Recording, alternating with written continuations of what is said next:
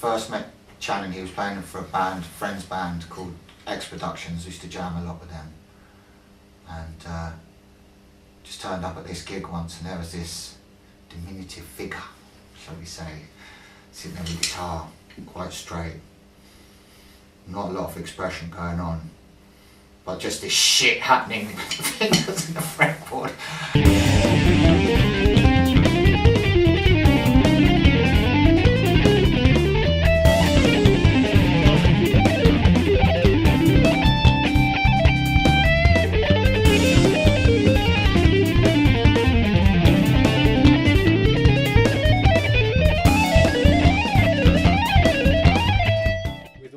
That in mind, what is your own approach to composition?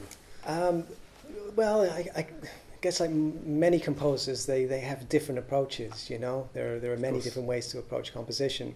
It can be something I hear in my head, or I might just, you know, just write some technical, theoretical ideas down a notation and then input into Sibelius and listen back and see if any of it is any good.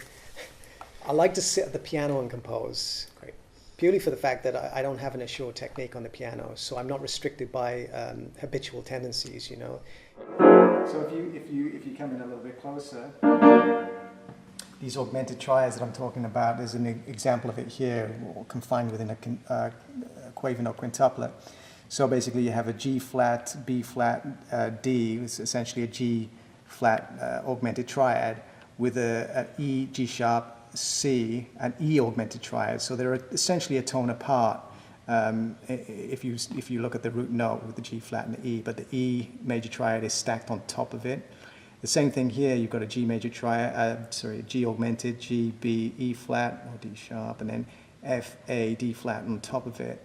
So you get this kind of sound with the G flat, and I'll play the G flat one there.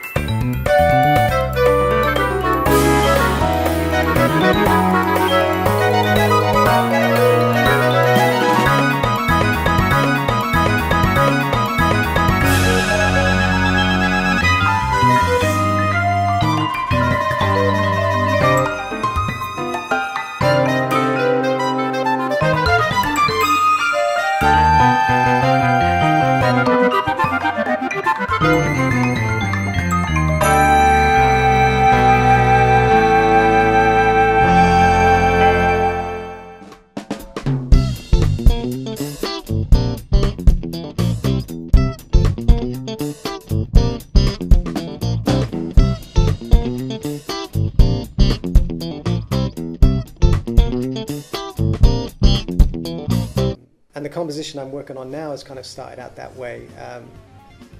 Well, it's an interesting story because I've been working on it for some time now, and when I started experimenting with these chords in the piano, I thought, oh, this is going to be an orchestral composition, you know. And but over time, it sort of developed into something else. It's now like a kind of jazz, metal, fusion extravaganza. There's kind of some of the harmonies reminiscent of Bernard Herrmann, you know, some of the soundtracks of the Hitchcock films. There's six-note parallel harmony, irregular rhythms, nested tuplets, some strange synthesizer sounds. There's a theremin in there as well.